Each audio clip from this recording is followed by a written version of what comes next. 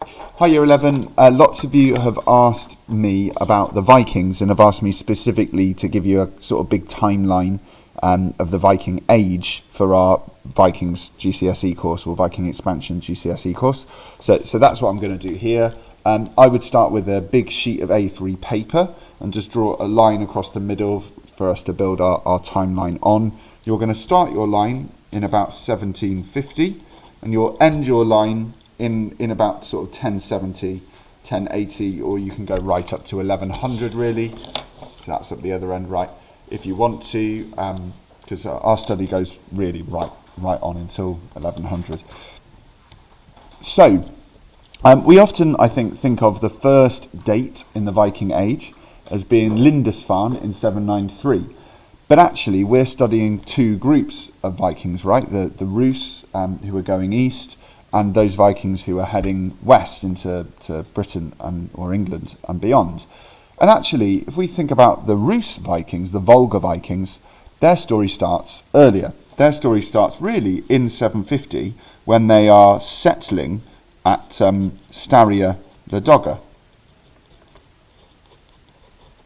which is, you might remember that sort of settlement in the east, in what is now Russia.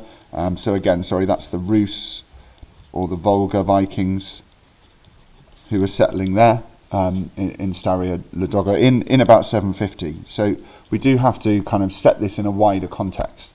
And what they're doing there is beginning really to trade with local Slavic tribes especially. And of course they're then travelling via those rivers, hauling their boats over periods of land or ice flows in order to get from one river to the other, until they reach those big rivers running through what is now the heart of Eastern Europe and Russia, the rivers Volga and the Dnieper as well. So we do have to set this in sort of a wider context. That is starting earlier than what we see happening in the West. We do, of course, though, have to think about what's happening in the West as well. And of course, that really famous date in 793 is the first Viking raid on Lindisfarne, or Holy Island. Lindisfarne is an island off the coast of Northumbria, the Anglo-Saxon kingdom of Northumbria at the time, and still actually the county of Northumbria today. And that is the kind of first, in theory, the first raid which happens in the West, certainly on the British Isles. We're fairly certain we do actually have records actually of raids happening earlier, perhaps in the south of England as well, Isle of Thanet and other places. So it isn't really the first, but it's certainly the first famous one which we study. And then that really sparks a kind of a lot of raids happening in the West, a real rush of raids, and they come thick and fast. For example, Iona, not spelled like that, Iona, another island monastery, and of course they are raiding monasteries, right? They're easy targets, they're undefended, they're full of riches, they're very easy for the Vikings who follow the old Norse religion, so they're not bothered about going to hell, etc., like Christians might be. They're easy targets, so they're raiding these coastal monasteries. The other famous one being Iona, which is actually raided 3 times in 795, in roughly 800, and then again in 825. But again, we've got to set this in a wider context, right? They're also settling. So in 800, we've got the first recorded Viking settlements, or they are settlements, in Orkney and Shetland, those islands off the sort of north coast of Scotland, and they're using those as bases for their raids, which are also going into Ireland and Francia, France, and beyond. So we also see raids slightly later, in about in about 825, we see raids, or our first sort of recorded raids in Ireland at Skellig Michael. And also in Wales, we see raids on Bangor's in the north of Wales, and also in Francia too. We see raids going into France around the same time. Sorry, that shouldn't be 825. Checking my notes, that should be 823. Sorry, you can't see that, can you? There you go. So yeah, Ireland, Skellig Michael, and Wales into Bangor as well. They're also, of course, settling in Wales and Ireland as well. We'll get on to Dublin in a second. But they go on to settle in those places too. In fact, the Vikings settle where I'm from, or certainly where I grew up in Pembrokeshire, in West Wales. They're settling in where I went to school. I went to Fishguard School. Fishguard comes from an Old Norse name, guard meaning a settlement or farm or enclosure. Fish being Fissa, the name of the person who owned it. So it's like Fisser's farm. Fishguard is where I went to school, Viking town.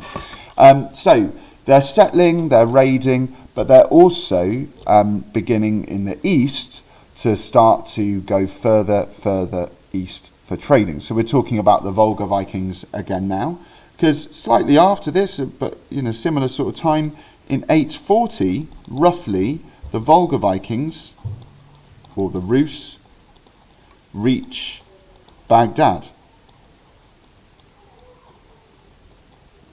And of course, they are in Baghdad to trade. They're bringing goods from homelands, from settlements like Burka, which of course we studied in what is now modern day Sweden. And they're trading things like Arctic fox furs, especially the black ones that they wanted in Baghdad. They're trading amber, they're trading falcons, all walrus tusks, all manner of things coming from the north. And of course they're bringing back really valuable goods with them. Silver they especially wanted from Baghdad, the Arabic silver dirhams, but also they're able to access all manner of beads, particularly the green beads were very sought after back in the homelands. Like Burka, they had a monetary value. They're trading for those in Baghdad, of course, along with things like carnelian beads. We see carnelian beads from India rocking up in places like Burka that have been traded through Baghdad, along with remarkable objects like Buddhas, statues of Buddhas. It's really a vast world that the Volga Vikings are tapping into, which is very, very impressive. So whilst that's happening in the east, there's further settlement happening in the west, because a year later, in 841 roughly, is when we see the Vikings settling in Ireland, because they found, that means they start, Dublin. The city of Dublin is a Viking town. Dublin would have been known as in the Norse age, and they're settling there from 841. At the same time, other groups of Vikings, chiefly mainly from Denmark, start to raid in France. Now the raids in France are slightly different. They start to sort of move beyond raiding monasteries and start to raid towns. For example, again, when I say France, I mean Francia. They're raiding Nantes in 843. And then they go on to, a couple of years later, in 845, Vikings from Denmark are actually raiding Paris.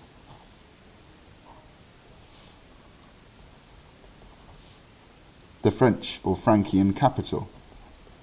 And the reason they're doing it is because each time the rulers in these places, the Frankish rulers, are giving the Vikings vast sums of money. They're giving them thousands of pounds of silver. For example, in 843, they give the Vikings 1,000 pounds of silver to leave. If you leave us alone, we'll give you all of this cash. And when I say 1,000 pounds, I mean in weight, right? In Paris in 845, it is an absolutely staggering sum that the Vikings are able to extract, to leave. They extract 7,000 pounds of silver from the Frankish king to leave Paris and leave them alone. It's an absolutely staggering sum of money. Now that's really, really important because, of course, the sort of the reason that later on we're going to see land given to Vikings in Francia is specifically to protect Francia against these sorts of raids.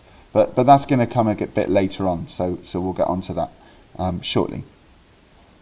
There are loads and loads of other things happening around this time, though, again, in the east. So we can start to think very shortly after this about the settlement or settlements by Vikings in the east.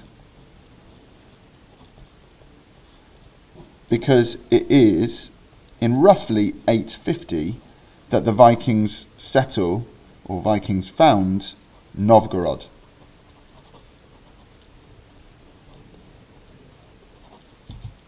Novgorod is a really important Viking trading town. They're starting to create towns along those rivers, the Volga and the Dnieper, so that they can trade with the local Slavic population, but also they're beginning at this time to trade down the rivers and across the Bosphorus Sea and into Constantinople, which today is Istanbul in modern-day Turkey, then was the centre of the Byzantine Empire, and again a huge trading centre that the Volga Vikings start to tap into to ultimately make money. So, in 850, they're settling in Novgorod, and actually we see not only trade happening with Constantinople, but 10 years later, in 860, the son of the ruler of Novgorod, he'll come up again and again, his name is Oleg, attacks Constantinople for the first time. Now, he is unsuccessful, probably unsurprisingly. Constantinople was a hugely powerful city at the heart of a hugely powerful empire in the Byzantine Empire. But nonetheless, he decides to attack them. He's unsuccessful, but then signs a very lucrative, that means he can make lots of money from it, trade deal with the Byzantines afterwards. And this is going to be pretty good, really, for the Volga Vikings. They're going to make lots of money out of it. It's also shortly after this, in sort of 874 roughly, that we see the Volga Vikings being the Varangian Guard for the first time. They are the personal bodyguard of the Byzantine Emperor, and it's because he's been so impressed during the attacks by Oleg and his band of Vikings that they start to employ, the Byzantine emperors start to employ Volga Vikings as their personal bodyguard, their Varangian Guard. And so again, we'll see that coming up again and again and again. And in fact, the Varangian Guard was still there in 1453 when the city of Constantinople was defeated by the Ottoman Turks and became the heart of the Ottoman Empire. So it's a long, long history, actually, of the Vikings in Constantinople. But there are loads of other things that are happening in the West, kind of in between whilst all this stuff is going on with the Volga Vikings. Because, of course, in 864 to 865, we see the arrival in the West of the great heathen army.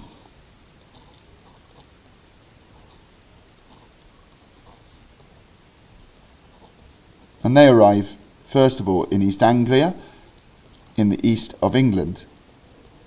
We have to be careful with calling it England because it wasn't seen as England at that time. It's a collection of different Saxon kingdoms, East Anglia, Northumbria, Mercia and Wessex being the main ones, the big ones.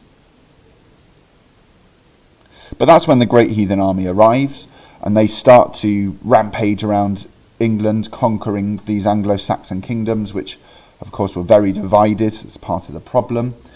They conquer Northumbria first, followed by East Anglia, then they attack Wessex but don't conquer it yet.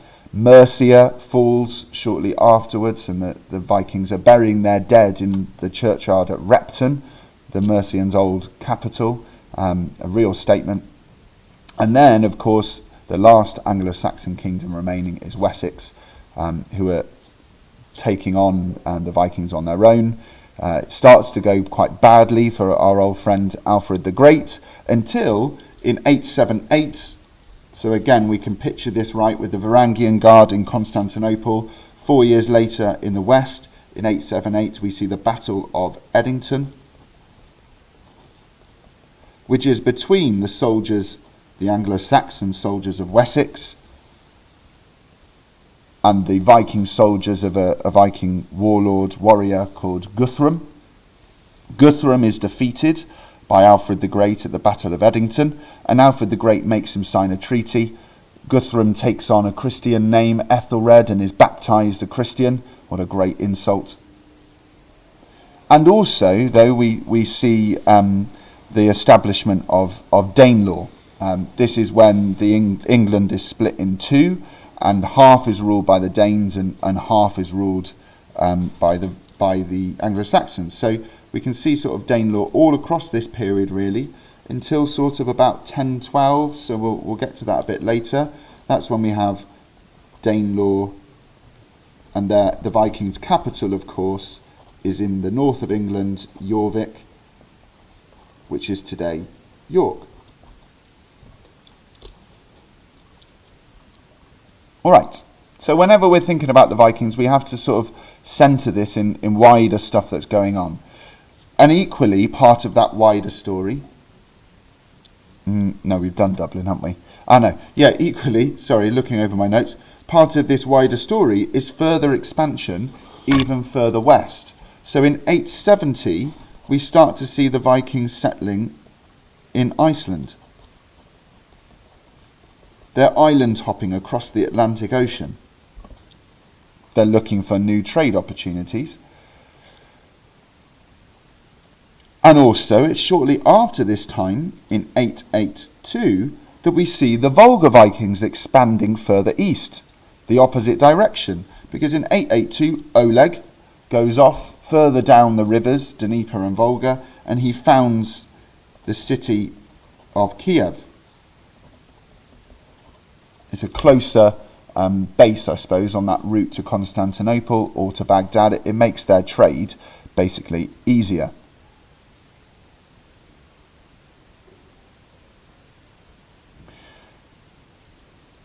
We also begin to see, after this time, as I sort of mentioned earlier, further expansion in the west. So in 911, this is when the the Frankian kings give, or the Frankian king gives a Viking called Rollo rule in Normandy. And the reason he's doing that is he wants Rollo to defend the River Seine. The River Seine flows from the English Channel, actually, into Normandy, which is in the north of France even today.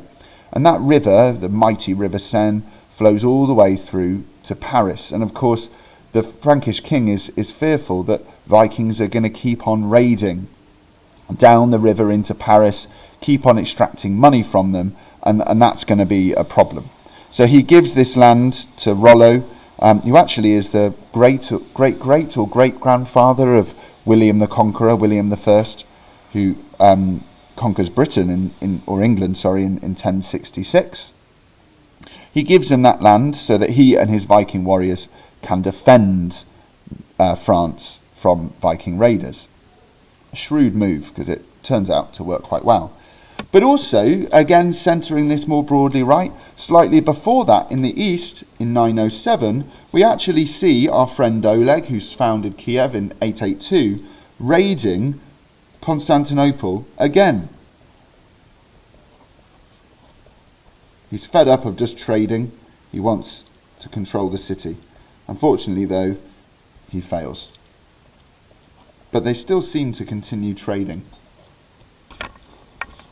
Byzantines seem to rely on their trade too much, really. It's also at this time that we can start to see kind of other people entering this story, perhaps unexpected people, because we have, and we've gone through in lessons about how hard it can be to study the Vikings because so little survives that's been written down. But one of our best sources, you might remember, comes from actually a man from Baghdad, an Arab called Ibn Fadlan. And he is starting to write about his encounters with the Volga Vikings, with the Rus, in 921. So in 921 we can say Ibn Fadlan is writing about the Rus / Volga Vikings. Okay? So it's useful to remind ourselves of that, of who he is for the purposes of your exam. Now it's also at this time where it starts to get a bit more complicated, I'm afraid, because we can also, before we do that, there's one more raid, of Constantinople in about 940. So let's do this one up here. So 940, the Rus / the Volga Vikings raid Constantinople again. This is the one when the Volga Vikings end up being defeated by this terrifying weapon, Greek fire that can be fired literally fire that can be fired across the water, and it's supposed to have burnt all of the Viking ships. It was actually the inspiration for a battle which is in either the first or second series, I think, of Game of, maybe a bit later. It's in Game of Thrones anyway, so when you're a bit older, watch that, and that was inspired by this battle in 940. But it's after that, after these wars end in about 945, that the Volga Vikings come to dominate trade in Constantinople. And really that is right up until the end of the Viking Age. So we can say that the Volga / the Rus dominate trade in Constantinople. They are very much in charge. They are making bucket loads of cash, and Kiev especially becomes the centre of a powerful kingdom after this point. But again, we've got to centre this in the broader story of the Vikings, because also we switch our focus now back to the Viking homelands, the original Viking lands, Sweden, Denmark and Norway, because we start to think about Viking great kings at this point. And the first king who you'll remember that we come across is a man called Gorm the Old. And Gorm the Old is ruling in Denmark from 936 to 958. And he's then taken over, the person who takes over from him is his son. So after Gorm the Old, we get Harald Bluetooth, famously giving his name, of course, to that connectivity app on our phones. And he's ruling Denmark from 958 to 986, and is famous for, first of all, expanding their land by conquering parts of other homelands like Norway. Famously, the Battle of Svolder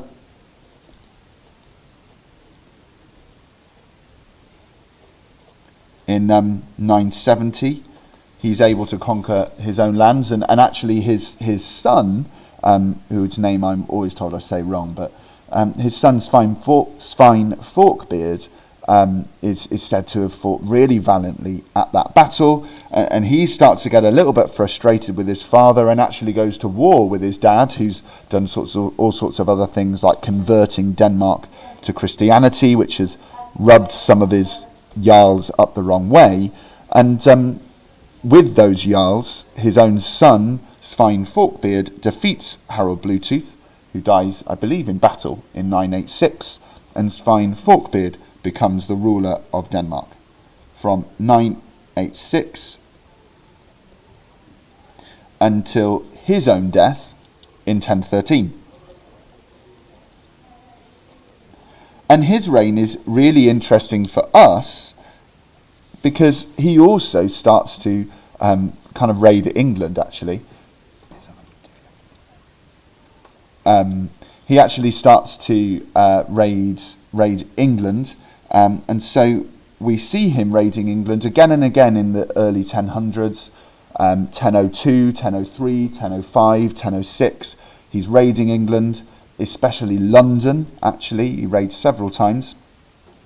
But actually, in, I suppose, trying to get revenge for an event which happens in England in 1002, the St. Brice's Day Massacre.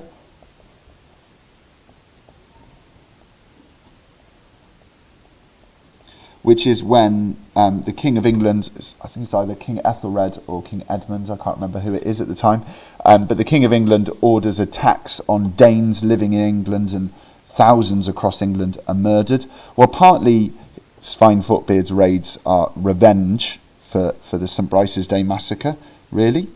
But also, he ends up invading England and actually becoming King of England for a very short time. So we can say, first of all, that he is raiding England, and it is really becoming England, or has become England by this point. 1002, 1003, 05, 06, he raids over and over again. And then we see in 1012 to 13 a full-scale invasion. He invades and conquers England. And he actually becomes King of England for a short time, but unfortunately he dies of some mysterious illness. And the English kings, the Anglo-Saxon kings, come back. But that's not the end of the story for the Danish rulers of Denmark and later other places in this huge empire, because we also need to think about Canute the Great. Careful with how you spell his name. Because Canute the Great becomes the ruler of Denmark after his father, Sveinfortbeard's death in 1013. He's able to make sure he's secured his lands in now Norway and Denmark. And then he turns his focus to England again. And he actually also invades England. So he invades and conquers England.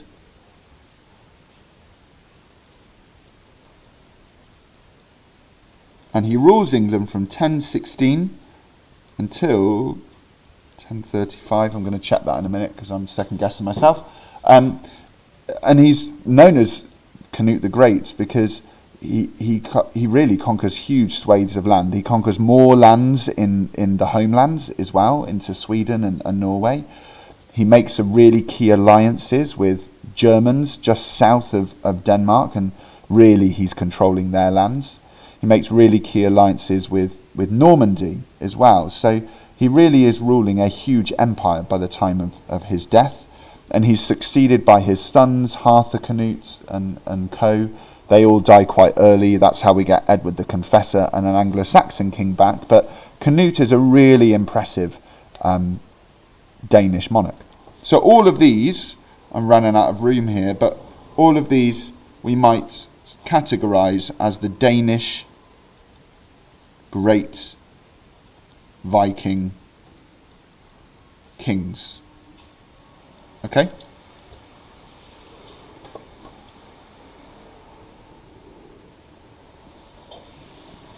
Right, we're getting there. We've broken the back of this now. I'm sure you'll be pleased to know.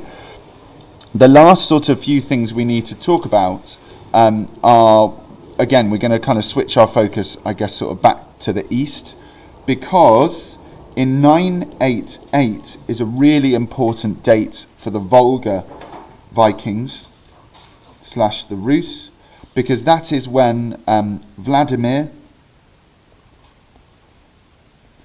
the king of Kiev, converts to Christianity. They've been really heavily influenced by the Byzantines, who are a Christian empire, and so they themselves become Christian in 988. Actually helps with trade. Vladimir is converting, and as he's the ruler, what that means at the time is that actually the whole of Kiev is going to convert. The whole of the kingdom is going to convert. We also then see that the kingdom in Kiev going from strength to strength. As I said, they're dominating trade. They're also now Christian. That helps them making trades with the Byzantines. And so in 1024, we start to see massive demonstrations of their power. In 1024, the next king of Kiev, Yaroslav the Wise,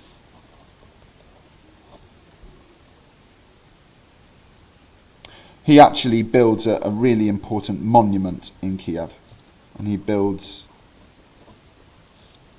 the Golden Gate of Kiev. You can go up and look that up because there's been a modern reconstruction in the city. Hopefully it's still there. In 1024. So they're really kind of pushing the boat out at this point. They're really trying to show that they are this kind of impressive, powerful kingdom, or really empire, as they're becoming. But we also, I guess, have to think about the wider story of conversion to Christianity in the Viking world, because the Vikings, obviously, at the start of our study, are following the Old Norse religion. So when is it, and how is it, and is it the same everywhere that starts to sort of change? And the answer is, well, it's happening in different places at different times, and it's slower or faster, kind of depending on, I guess, where you are and how far away really you are from civilization, I guess. So the sort of first examples we have of conversion in the homelands are in the sort of 840s, 850s, and really kind of going into the 860s. And again, this is happening slowly. It's not happening at the same pace everywhere. There's a really, really important date actually in the 820s or 829, when, hold on, I need to work out where I'm going to add it, when we see a man called Ansgar, who will become Bishop Ansgar, arriving in Birka, actually. He goes to a Thingr, one of these big parliaments in Birka. I think it's in 829, I'm going to check in a second.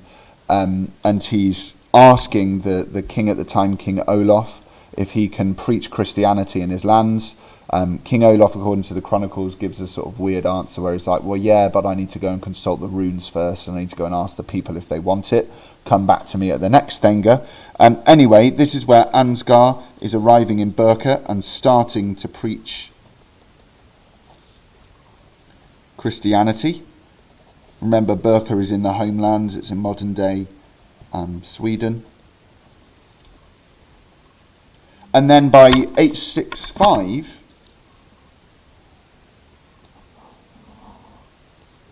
I'm really severely running out of room now. And then we find that by sort of 865, Bishop Ansgar is being called, he's bishop now, he's being called the Apostle of the North. And we know that in 865, there has been a church built in Birka.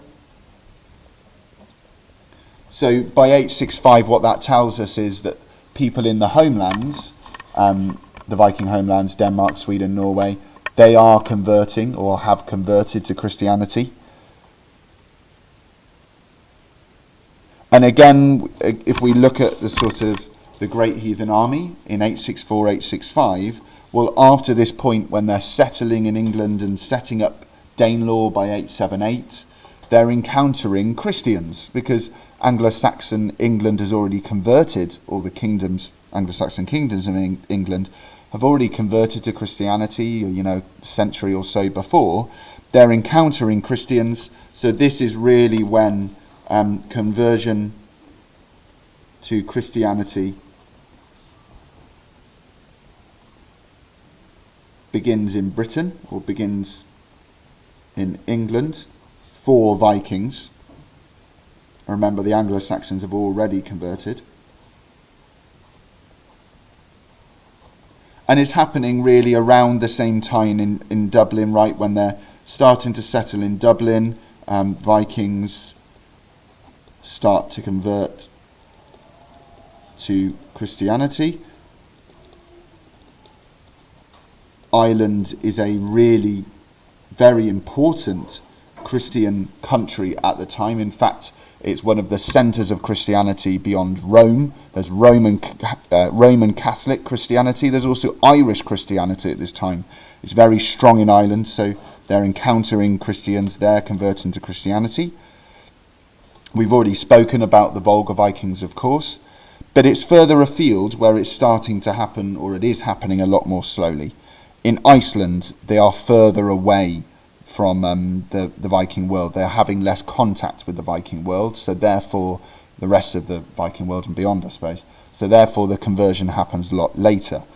We haven't actually mentioned, have we, the settlements further afield in Greenland and Vinland, so let's do that very quickly.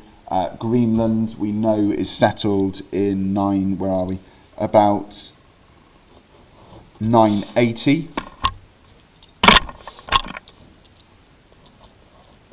The Vikings are settling in Greenland. They're going even further east or west, sorry. And again, you know, their conversion here is happening an awful lot later. The Norse religion lasts a lot longer. And then we know that by roughly the year 1000, the Vikings reach Vinland, which is North America. But these really are Vikings coming from Greenland, okay? If you want an example, by the way, of just how long the Norse religion, how much longer, I guess, the Norse religion lingers in Iceland and Greenland, etc. Well, in Iceland, actually, even today, there are still Old Norse kind of ideas remaining. People still sort of, it's part of fairy tales and stuff really, but people still sort of believe in things like dwarves and elves, the hidden peoples living at the bottom of their gardens. They leave out offerings for them and things. So we still even see some of these ideas lingering today, which I think is really special, actually. So really, I guess in a sort of very quick, complicated way, because unfortunately it is a bit of a complicated story, really that's it, year 11, for this kind of wider idea of the Viking Age. We do have to think about things happening simultaneously all over the Viking world. I hope that was helpful. Good luck in your exam.